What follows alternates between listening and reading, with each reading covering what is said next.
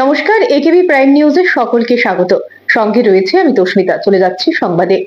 ট্রেনে চড়ে রবিবার ধলাই জেলার লগদরাই ভ্যালির ছামনুতে স্থানীয় লক্ষিন্দর পাড়ায় 51তম রাজ্যস্তরীয় বিজু মেলার উদ্বোধনের জন্য পৌঁছান মুখ্যমন্ত্রী ডক্টর মানিক সাহা। ঐতিহ্যবাহী বিজু উৎসব চাকমা সম্প্রদায়ের নতুন বছরের সূচনা হিসেবে পালিত হয়। এই উৎসব এক গুরুত্বপূর্ণ সাংস্কৃতিক ও ধর্মীয় অনুষ্ঠান হিসেবে বিবেচিত। এই বিজু উৎসবকে কেন্দ্র করে ইতিমধ্যেই চাকমা জনজাতিদের মধ্যে এর প্রস্তুতি শুরু হয়ে গেছে। ইতিমধ্যেই মুখ্যমন্ত্রী ডক্টর মানিক সাহা বিজু উৎসব উপলক্ষে রাজ্যবাসীকে শুভেচ্ছাও জানিয়েছেন। পয়লা বৈশাখ বাংলা নববর্ষ, এই উপলক্ষে রাজ্যবাসীকে শুভেচ্ছা জানিয়েছেন প্রাক্তন মুখ্যমন্ত্রী তথা সাংসদ বিপ্লব কুমার দেব। রবিবার এক শুভেচ্ছা বার্তায় সাংসদ জানান, আমি সবসময় ত্রিপুরার মানুষকে ভালোবাসি। আমি চাই মানুষের উন্নয়ন হোক, সমৃদ্ধি হোক, ছেলে মেয়েদের ভবিষ্যৎ সুন্দর হোক। আমি আশা করি ত্রিপুরা সুন্দরী মায়ের আশীর্বাদে এই বাংলা নববর্ষ জাতি উপজাতি নির্বিশেষে সকলের ভালো হবে। সবাই সুস্থ থাকুক, শান্তিতে থাকুক, সবার মঙ্গল হোক, এটাই আমি মায়ের কাছে প্রার্থনা করি বলে তিনি জানান।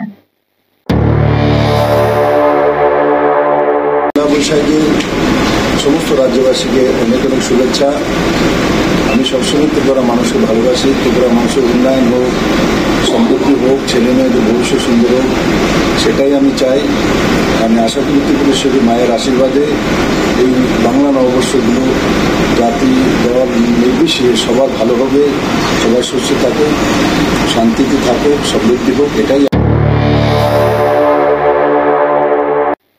প্রতি বছরের মতো এবারও ঊনকোটি জেলার প্যাচারথলের দেও নদীতে চাকমা সম্প্রদায়ের মানুষরা গঙ্গা মায়ের চরণে ফুল ফল নিবেদনের মধ্য দিয়ে পালন করে ঐতিহ্যবাহী ফুল বিজু উৎসব। রবিবার বৌদ্ধ ধর্মাবলম্বীরা ঐতিহ্যবাহী পোশাকে শোভাযাত্রা করে প্যাচারথল বুদ্ধ মন্দির থেকে পায়ে হেঁটে দেও নদীর তীরে পৌঁছান। সেখানে নদীতে গঙ্গা মায়ের কাছে প্রকৃতি ও মানব জাতির কল্যাণ কামনায় প্রার্থনা করা হয়। 3 দিন ব্যাপী এই উৎসবে অংশ নেন মন্ত্রী শান্তনা চাকমাও। সারা রাজ্যের সাথে তাল মিলিয়ে পেচারথলেও বুদ্ধ ধর্মাবলম্বীদের দ্বারা আয়োজিত ফুল বিজু উৎসব। এই উৎসব মূলত চাকমা সম্প্রদায়ের প্রধান উৎসব বিজু উৎসবের সূচনা। গঙ্গা মায়ের উদ্দেশ্যে নদীর জলে ফুল ভাসিয়ে ধূপ প্রদীপ দিয়ে মাকে পুজো করা হয়। জানা যায়, বুদ্ধের উদ্দেশ্যে আগামী বছরের প্রত্যেকের মঙ্গল কামনা এবং প্রত্যেকের সুখ শান্তি ও সমৃদ্ধি কামনা করে একটি অনুষ্ঠানের আয়োজন করা হয়। এই উপলক্ষে প্রত্যেক বছরের ন্যায় এবছরও পেচারথলের উদয়ন বুদ্ধ বিহার থেকে শোভাযাত্রা করে দেও নদীতে গিয়ে গঙ্গা মায়ের উদ্দেশ্যে ফুল ধূপ দীপ দিয়ে পুজো করা হয়। রবিবার ভোর 5:30 পঞ্চশীল গ্রহণ করার পর সকাল 6 ঘটিকায় এক বর্ণাঢ্য শুভযাত্রার মধ্য দিয়ে প্রায় কয়েক হাজার লোকের সমাগমের উপস্থিতিতে সবার মঙ্গল কামনার্থে এবং ভিক্ষু সংঘের দ্বারা দেও নদীতে গিয়ে অনুষ্ঠান সম্পন্ন করা হয়। এদিনের মহতী অনুষ্ঠানে উপস্থিত ছিলেন প্যাচারথল বিধানসভা কেন্দ্রের বিধায়িকা তথা রাজ্যের মন্ত্রী শান্তনা চাকমা। এছাড়াও উপস্থিত ছিলেন মন্দির পরিচালন কমিটির সম্পাদক পরদুষ কান্তি দেওয়ান, মন্দিরের সহ সম্পাদক বিনয় প্রিয় চাকমা, বিমল দেওয়ান, প্রশান্ত চাকমা, নয়ন্ত মোহন চাকমা, মলয় চাকমা, তন্ময় চাকমা সহ অন্যান্যরা। এদিনের অনুষ্ঠানকে কেন্দ্র করে এলাকায় ব্যাপক সাড়া পরিলক্ষিত হয়। এই উপলক্ষে সমগ্র বৌদ্ধ ধর্মাবলম্বীদের পাশাপাশি সকল অংশের জনগণকে বিজু উৎসবের শুভেচ্ছা জানিয়েছেন মন্ত্রী শান্তনা চাকমা। নমস্কার সমগ্র ত্রিপুরাবাসীকে এবং ভারতবর্ষের বাইরেও সমগ্র বিশ্বে যারা বুদ্ধিস্ট রয়েছেন এবং নন বুদ্ধিস্ট রয়েছেন প্রত্যেককে আমাদের 3 দিন ব্যাপী যে বিজু উৎসব, আজকে ফুল বিজু উপলক্ষে প্রথম দিন আমাদের। এই উপলক্ষে আমরা প্রথমে পেচারথল বুদ্ধ মন্দিরে আমরা আমাদের যে সংস্কৃতি যে রয়েছে সেটাকে আমরা আজকে এটা সম্পন্ন করে পাশাপাশি আমরা আজকে রেলির মাধ্যমে আমরা আজকে উপস্থিত হয়েছি দেও নদীতে এবং আমরা এখানে দেও নদীতে আমরা গঙ্গা মায়ের উদ্দেশ্যে আজকে আমরা মোম ধূপকাঠি জ্বালিয়ে আমরা প্রণাম করছি এবং আজকে আমরা এখানে প্রণাম জানিয়ে মার উদ্দেশ্যে আমরা ফুল নদীতে আমরা বিসর্জন করছি। কেমন সংখ্যক লোক? এবং আমি এটাই বলবো যে আমাদের চাকমাদের যে সংস্কৃতি, সেই সংস্কৃতিকে আমরা ধরে রাখতে চাই। আগামী দিনে আমরা চাই আমাদের সংস্কৃতিকে যাতে আরও বৃদ্ধি পায় এবং আরও এগিয়ে যায়, এবং সমগ্র যারা আমাদের রাজ্যবাসী রয়েছে প্রত্যেককে আমি অনেক অনেক শুভেচ্ছা এবং ধন্যবাদ জ্ঞাপন করছি এবং হ্যাপি বিজু জানাচ্ছি। Bureau report, AKB TV. এখন সময় বিজ্ঞাপনের জন্য ছোট্ট একটি বিরতি, সঙ্গে থাকুন।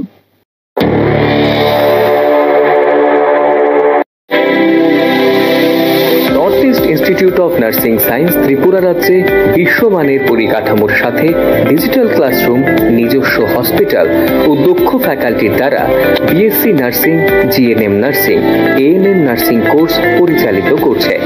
রয়েছে ভারত সরকার ও ত্রিপুরা সরকারের নার্সিং কাউন্সিলিং এর বিশেষ অনুমোদন। এছাড়াও ইন ক্যাম্পাস রয়েছে উন্নত মানের hostel facility, laboratory, library, indoor sports zone, wifi এর সুবিধা। ছাত্রছাত্রীদের জন্য রয়েছে বাসের ফ্যাসিলিটি।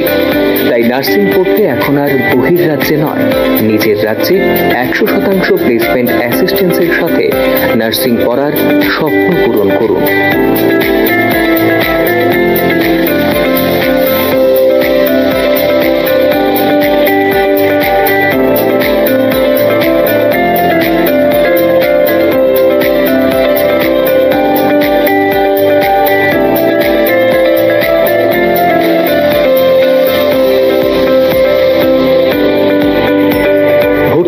আজই যোগাযোগ করুন north east institute of nursing science, Agartala, Amtali bypass.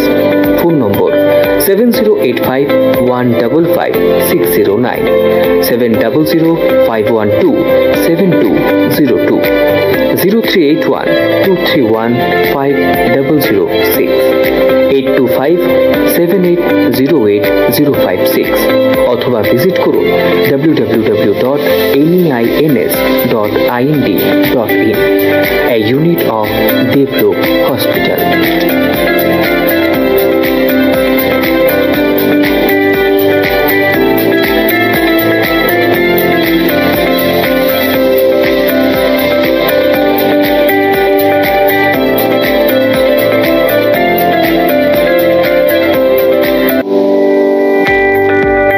Bangla নববর্ষের আনন্দে এবার মামুনি বাজাজে মেগা এক্সচেঞ্জ ধামাকায় 1 লক্ষ টাকার পুরস্কার জেতার সুযোগ। হ্যাঁ, একদম ঠিক শুনছেন, আপনার জন্য 1 লক্ষ টাকার পুরস্কার জেতার সুযোগ দিচ্ছে মামুনি বাজাজ।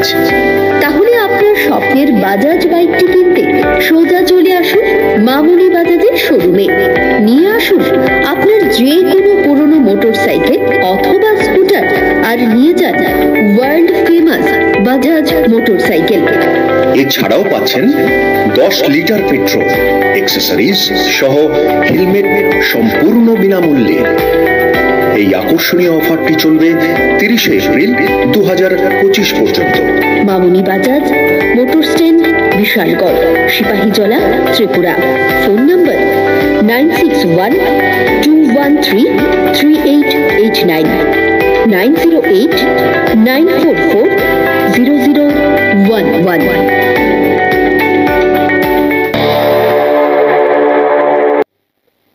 বিরতির পর স্বাগত সংবাদে। All Tripura body building association ও ত্রিপুরা ট্যুরিজমের উদ্যোগে রবিবার রাজধানীর রবীন্দ্র ভবনের 1 নম্বর প্রেক্ষাগৃহে NPC Tripura series 1 2025 body building physics championship অনুষ্ঠিত হয়। অনুষ্ঠানে উপস্থিত ছিলেন রাজ্যের পর্যটন দপ্তরের মন্ত্রী সুশান্ত চৌধুরী, বিধায়ক তথা মেয়র দীপক মজুমদার, প্রাক্তন বিধায়ক ডক্টর দিলীপ দাস ও বিধায়ক বীরজিৎ সিনহা সহ অন্যান্যরা। অনুষ্ঠানে মন্ত্রী তার ভাষণে বলেন, আজকের দিন খুবই সময়োপযোগী, গুরুত্বপূর্ণ প্রতিটি মানুষের কাছে, বিশেষ করে যারা আমরা সুস্থ থাকতে চাই। আজকে মহিলা বা পুরুষ প্রত্যেকেই একান্ত প্রচেষ্টায় থাকে যে নিজেকে আগে সুস্থ রাখো, তারপর নিজের যে পেশা বা প্রফেশন সেদিকে মন দাও বলে তিনি জানান।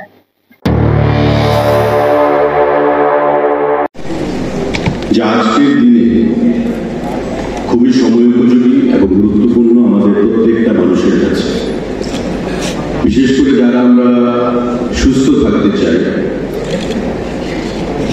আজকে মহিলা পুরুষ প্রত্যেকেই আমাদের নজর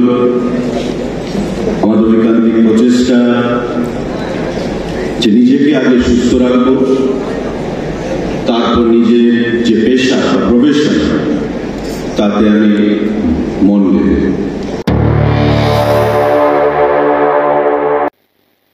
আগরতলা পৌর নিগমের 20 নম্বর ওয়ার্ডের উদ্যোগে রবিবার রাজধানীর শকুন্তলা রোডে আয়োজিত চৈত্র মেলায় ব্যবসায়ীদের মধ্যে ফল, মিষ্টি ও জলের বোতল বিতরণ করা হয়।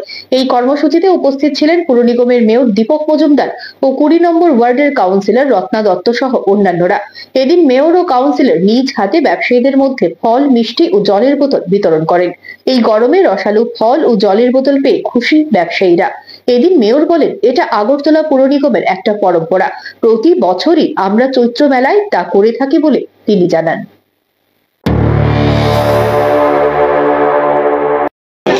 আমাদের আগরতলা পৌর নিগমে এটা একটা পরম্পরা, প্রতি বছরই চৈত্র মাসে চৈত্র সেল যেটা বলি, ডিডাকশন সেল আমরা যেটা বলি, শকুন্তলা রোড এবং সংলগ্ন এলাকার শহরের মাঝখানে প্রতি ব্যবসায়ীদের পৌর নিগমের পক্ষ থেকে বিনে পয়সায় তাদেরকে বসার সুযোগ করা হয়, যাতে 1 তারিখ থেকে 40 অবধি তারা ব্যবসা করতে পারেন। তারা অনেক প্রশংসা থাকে এই কদিন ব্যবসা করার জন্য। আমরা পৌর নিগম সমস্ত ব্যবস্থাপনা করে থাকি। তো এবার লটারির মাধ্যমে আমাদের প্রথম যারা লাইন ধরেছেন তাদের মধ্যেই দেওয়া, সবাইকে দেওয়া সম্ভব হয়নি, আমরা খুব দুঃখিত।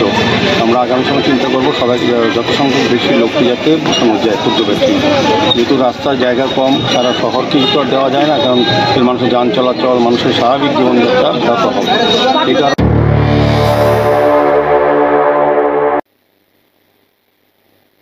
প্রত্যর্পণ চুক্তিতে 26/11 মুম্বাই হামলার অন্যতম চক্রী ধৃত তাহাউর রানাকে সম্প্রতি ভারতের হাতে তুলে দিয়েছে আমেরিকা। বর্তমানে ভারতে NIA হেফাজতে রয়েছে রানা। কুঠুরিতে কোনো বাড়তি সুবিধা দেওয়া হচ্ছে না 26/11 মুম্বাই হামলার অন্যতম চক্রীকে।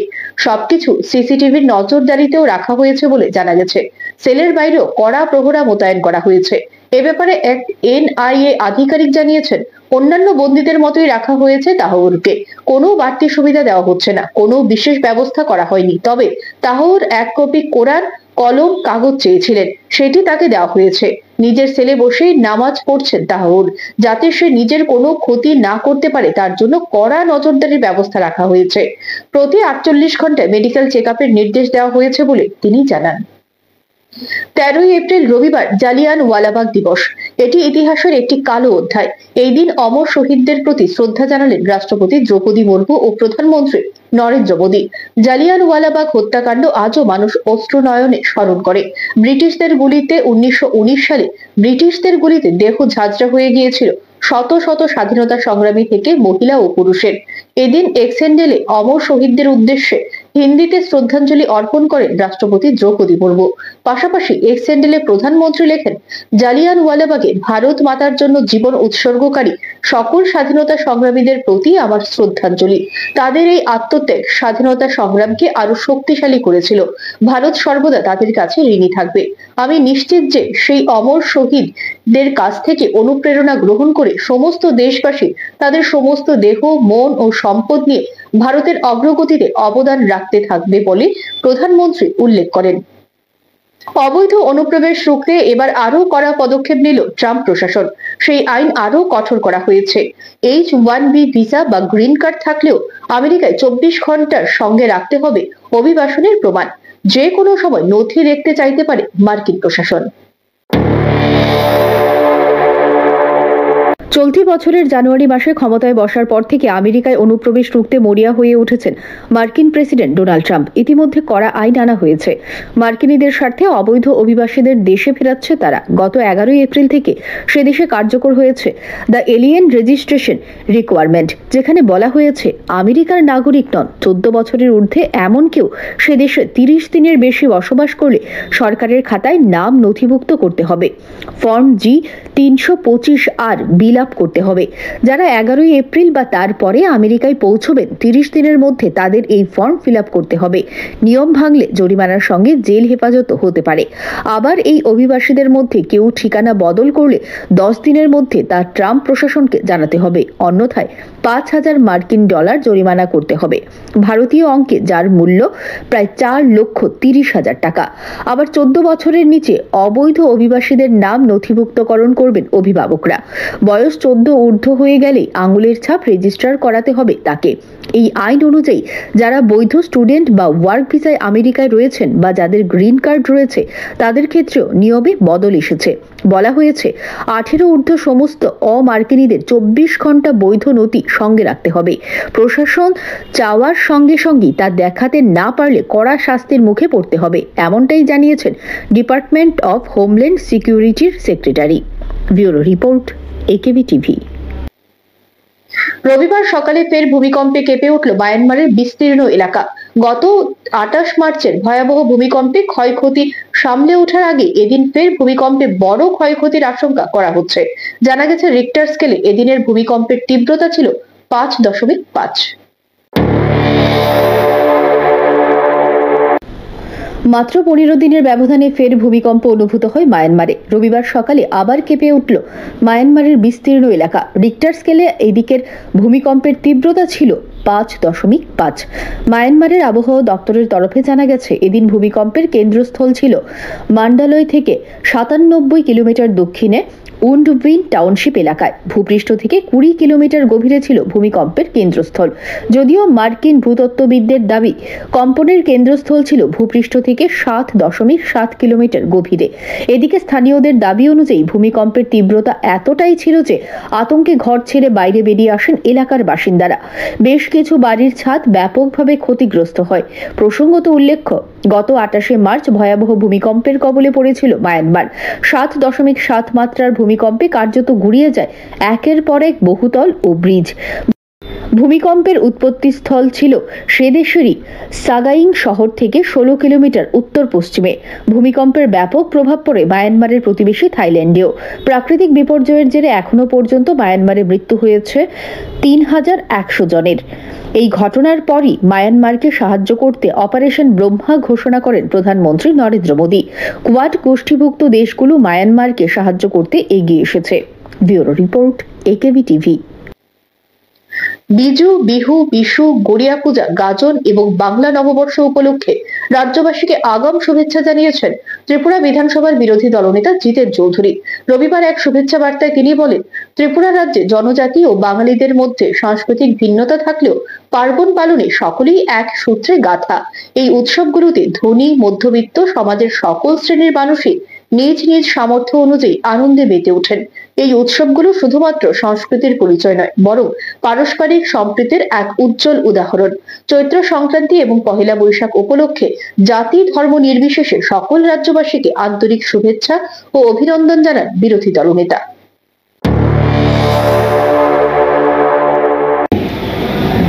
বৈশু, বিজু বা কেউ বলেন সংক্রান্তি বা সংক্রাম, এই উৎসব শুরু হয়েছে।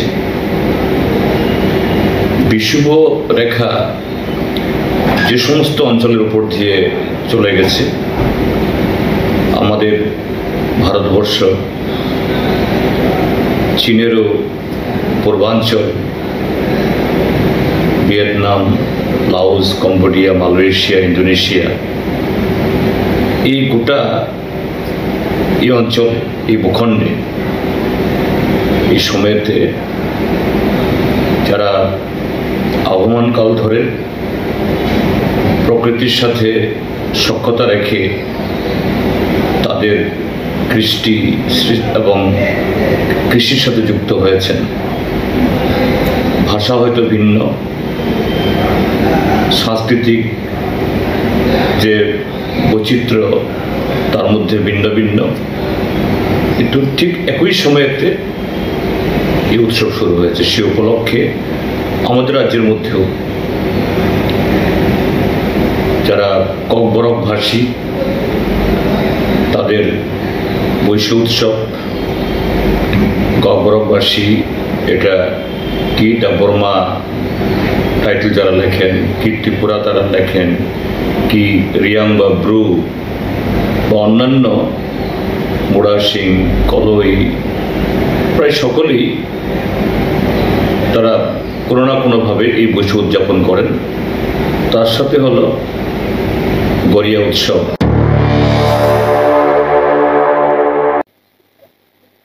বিদ্যুৎ নিগমের আউটসোর্সিং কর্মী তাপস নম দাসের মৃত্যু ঘিরে উত্তপ্ত হয়ে ওঠে জিবি হাসপাতাল চত্বর।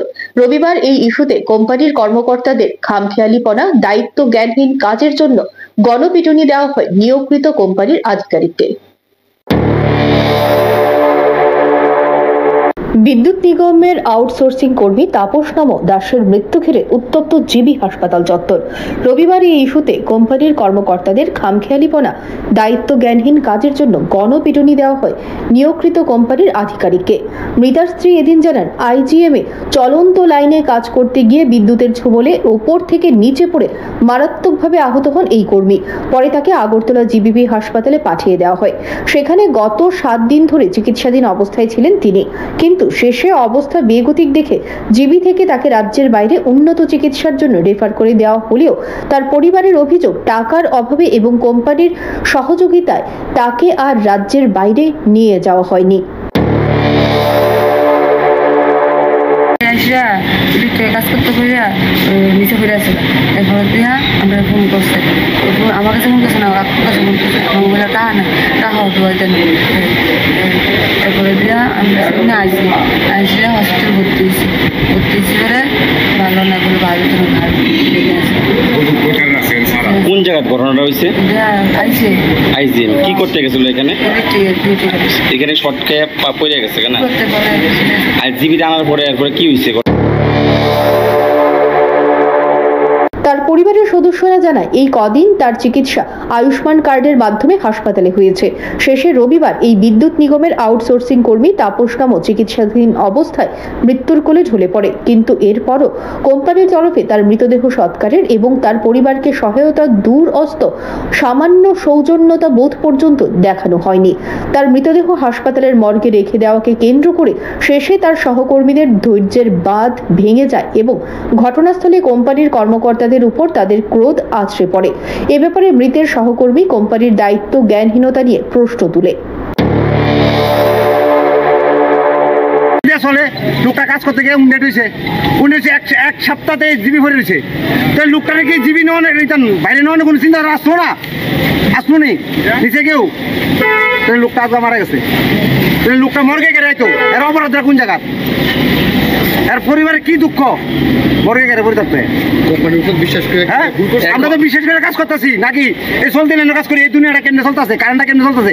অগ্রে একটা ফ্যান বদ দিলে দাদা আমার ঘরে একটা কাঁচা বুদ্ধি আছে, দাদা আমার দাদা তো আমার মা একটা প্রেশারের রুগী, দাদা আমার আমার মা তো এই দিচ্ছে হাই প্রেশার, সব আমরা দেখি, তো আমরা পরিষেবা কারা দেখবো? আমরা যে পরিবারটা যে লোকটা মারা গেছে এই লোকটা কারা দেখবো? তার বাচ্চা একটা বাচ্চা, তার ফ্যামিলিটা কারা দেখবো? আজকে হ্যাঁ হয়েছে, আজকে আমি হইতাম পারি, কালকে আমি হইতাম না, তার না তো সকালবেলা ঘুমতে করছি আমার কোনো লই আই কেন লই আই খবরে যাইতেছি ডেঞ্জার কাজও, আজকে আইতাম পারি না হইতাম পারি, তাহলে কোম্পানি আন্ডার কাজ করি তো এই পরিষেবাটা কে দিব? আমরা দুঃখ কষ্ট সবটা তো তারা দেখবো। এই অবস্থায় মৃতের স্ত্রী তার ছোট সন্তানকে নিয়ে মহা বিপাকে পড়েছেন। শুধু একটা কথাই বলছেন, যদি তাকে রাজ্যের বাইরে নেওয়া যেত তাহলে হয়তো বাঁচানো যেত। এই অবস্থায় কিভাবে পরিবার চালাবেন? সন্তানদের দেখভাল করা থেকে শুরু করে তার লেখাপড়া সবকিছু এতদিন যার উপর ছিল সেই তো আর নেই। এই ঘটনায় দপ্তর কোনো সহায়তা করে কিনা, কিংবা এই কোম্পানি বা সরকার কোনো সহায়তার হাত বাড়িয়ে দেয় কিনা, এদিকটিও দেখার বিষয়। অন্তত মানবিকতার দিক থেকে এই পরিবারের পাশে এদের কোনো ভূমিকা দেখা যাবে কিনা, এটাও দেখার বিষয় বলে মনে করছেন এলাকাবাসীরা। Bureau report, AKB TV. আবারও সময় বিজ্ঞাপনের জন্য ছোট্ট একটি বিরতি, সঙ্গে থাকুন।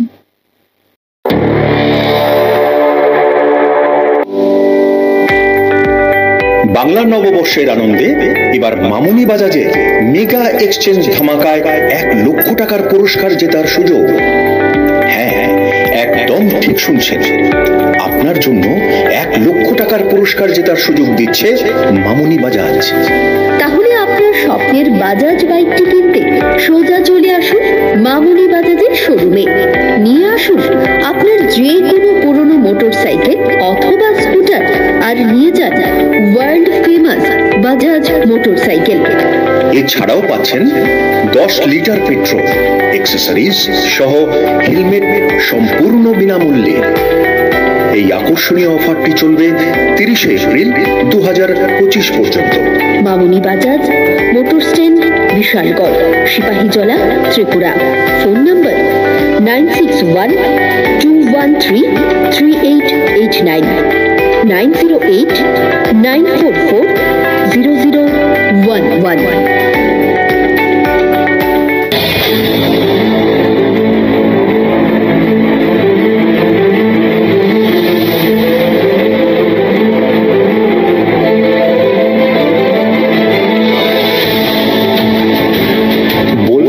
আপনারা শুনবো এবং শোনাবো আমরা। চোখ রাখবো একেবি টিভির পর্দায়।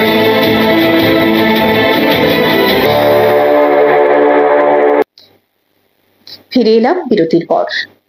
রবিবার সিপিআইএমএল ত্রিপুরা রাজ্য কমিটির পক্ষ থেকে আগরতলা প্রেস ক্লাবে এক সাংবাদিক সম্মেলনের আয়োজন করা হয়। সাংবাদিক সম্মেলনে উপস্থিত ছিলেন দলের রাজ্য সম্পাদক পার্থ কর্মকার সহ দলের অন্যান্য নেতৃত্বরা।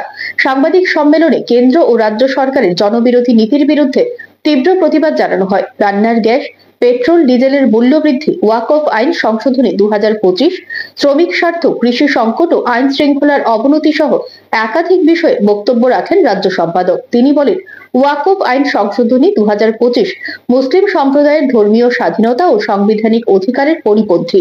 এই আইনের মাধ্যমে ধর্মীয় প্রতিষ্ঠানের উপর সরকারি নিয়ন্ত্রণ চাপিয়ে দেওয়া হচ্ছে, যা সংবিধানের 26, 29, 30 ও 14 ধারা লঙ্ঘন করে।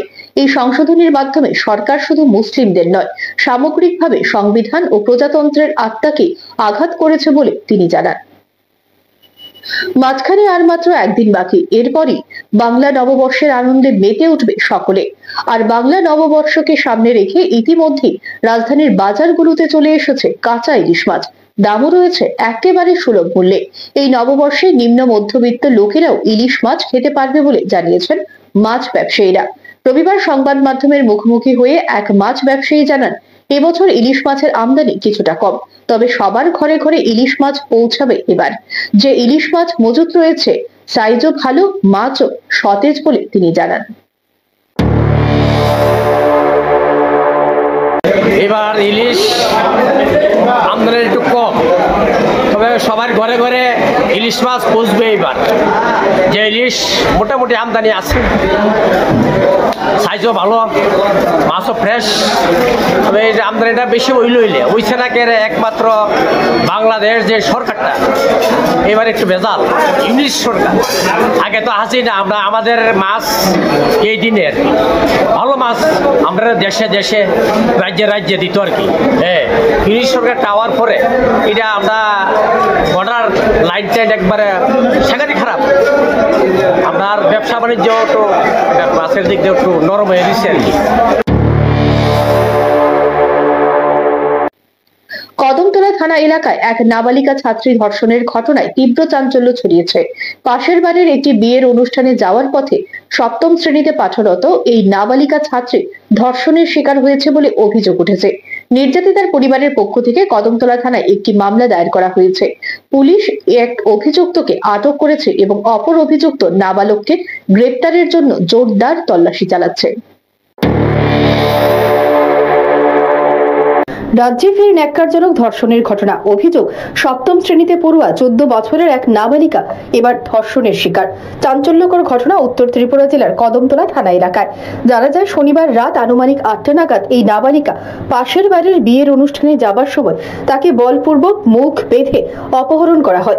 পাশেই কুর্তি মাদ্রাসার নবনির্মিত হোস্টেলে একাধিকবার ধর্ষণ করার অভিযোগ ওঠে ইমরান হোসেন ও এক 16 বছরের নাবালকের বিরুদ্ধে। অভিযুক্তদের বাড়ি কদমতলা থানাধীন কুর্তি গ্রাম পঞ্চায়েতের 3 নম্বর ওয়ার্ডের ঝেউবাড়ি এলাকায়। পরে স্থানীয়দের সহযোগিতায় পুলিশ অভিযুক্ত ইমরানকে গ্রেপ্তার করলেও অপর অভিযুক্ত 16 বছরের নাবালক পালিয়ে যেতে সক্ষম হয়। নির্যাতিতার মা জানান, তার স্বামী কর্মসূত্রে বহিরাজ্যের ডিমাপুরে থাকেন, তাই বাড়িতে ছেলে মেয়েকে নিয়ে তিনি একাই থাকেন। এদিন রাতে নিকট আত্মীয়ের বিয়ের অনুষ্ঠানে যাবার পথে তার নাবালিকা মেয়েকে তুলে নিয়ে তার উপর 2 থেকে 2.5 ঘন্টা পাশবিক অত্যাচার চালানো হয় বলে অভিযোগ। পরে তার মেয়ে বাড়ি ফিরে তাকে সবকিছু খুলে বললে তিনি থানায় দ্বারস্থ হয়ে নাম ধাম দিয়ে লিখিত অভিযোগ দায়ের করেন। এদিকে অভিযুক্তরা নাবালিকাকে ভয় দেখিয়ে বলে যদি সে এই ঘটনা কাউকে জানায় তাহলে সামাজিক মাধ্যমে সবকিছু ছেড়ে দেবে। গোটা ঘটনায় সুষ্ঠু বিচারের আর্জি জানিয়েছেন নির্যাতিতার মা।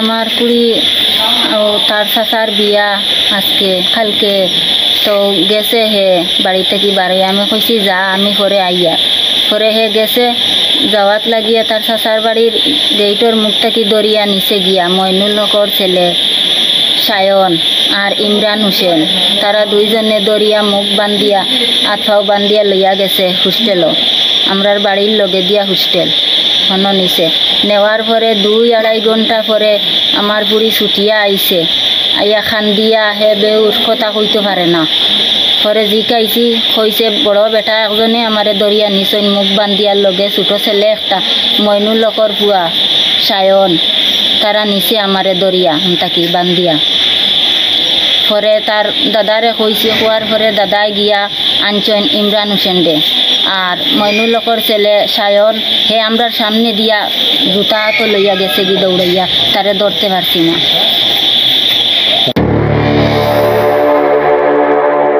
স্থানীয় জনৈক ব্যক্তি জানান তিনি নাবালিকা মেয়েটির কান্না শুনে বেরিয়ে আসলে নির্যাতিতা মেয়েটি ও তার মা গোটা ঘটনাটি জানালে গ্রামবাসীরা মিলে ঘটনাস্থল থেকে অভিযুক্ত ইমরান হোসেনকে আটক করে থানার হাতে সমঝে দেন।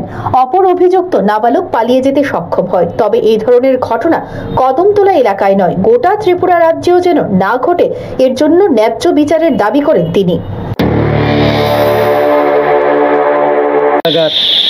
আমরা এখানে একটা বিয়ার অনুষ্ঠান চলে আমরা বিয়ার অনুষ্ঠানও আসলাম হঠাৎ ঠান্ডাও নিয়ে আমরা বাইরে আইয়া আওয়ার পরে মেয়েটার মায় আমার এখানে পড়া গেছে তা ওরকম আমার মেয়েটারে 2টা ছেলে তুলিয়ে লিয়ে গেছে সায়ন আর ইমরান সে আমরা শুনিয়া তাইরে জিকাইছি জিকানি ঘরে তাই কইছে আমি তো যাইতে সময় চাচার বাড়ি যেতে সময় আমার তুলিয়া তারা ইয়া বইয়া বন্ধু নিয়ে তারা হোস্টেলের ভিতরে লিয়ে গেছেন গিয়া আমার মুখটি আমার দইয়া তারা তো আমার দর্শন করার পরে তারা গেছেন গিয়ে বাদে আমি আমার কান্দি বাড়িতে আইছি আমি অতটুকু পর্যন্ত হয়েছি এখন তো ফোন তো না বেজান আমরা কেউ কম্প্রোমাইজের লাগিয়া MLA সাহেবেও ফোন করছেন কম্প্রোমাইজ করার লাগে আমরা কম্প্রোমাইজ চাই না আমরা সঠিক বিচারটা চাই আর আমরা কিচ্ছু লাগে না বিচার হইতো এই ধরনের কাজ যাতে আর এটা কুটি এলাকাত না হয় কুটি এলাকাত না গোটা ত্রিপুরাতে এইরকম হইতো না ওই রকমের শাস্তি আমরা চাই।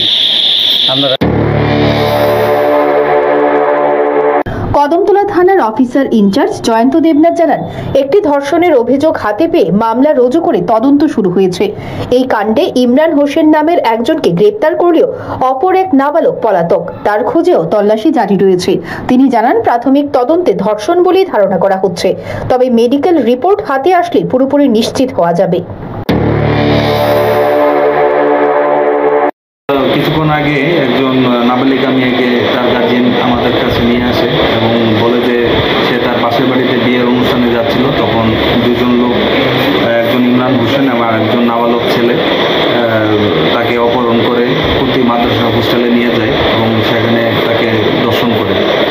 যথারীতি কমপ্লেনের উপর ভিত্তি করে আমরা একটা কেস রেজিস্টার করি। কেসের নাম্বার হচ্ছে করমতলা PS কেস নাম্বার 25 এবং আন্ডার সেকশন হচ্ছে 137/2 এবং 30/5 এবং সেকশন 6 পস্কো সেকশনে আমরা কেস রেজিস্টার করি। তো দুজনের মধ্যে একজনকে আমরা যে FIN-SL নাম্বার 1 ইমরান হোসেন তাকে আমরা অ্যারেস্ট করি এবং আগামীকালকে তাকে কোর্টে ফরওয়ার্ড করা হবে। প্রাথমিকভাবে তো ভিকটিমের সাথে কথা বলে জিজ্ঞাসাবাদ করে জানা গেছে যে রেপ হয়েছে। এখন মেডিকেল হবে, তো মেডিকেল আসার পর। Bureau report AKB TV। সংবাদ এখনকার মতো এই পর্যন্তই। আমাদের পরবর্তী সংবাদ দেখার জন্য চোখ রাখুন AKB TVর পর্দায়। নমস্কার।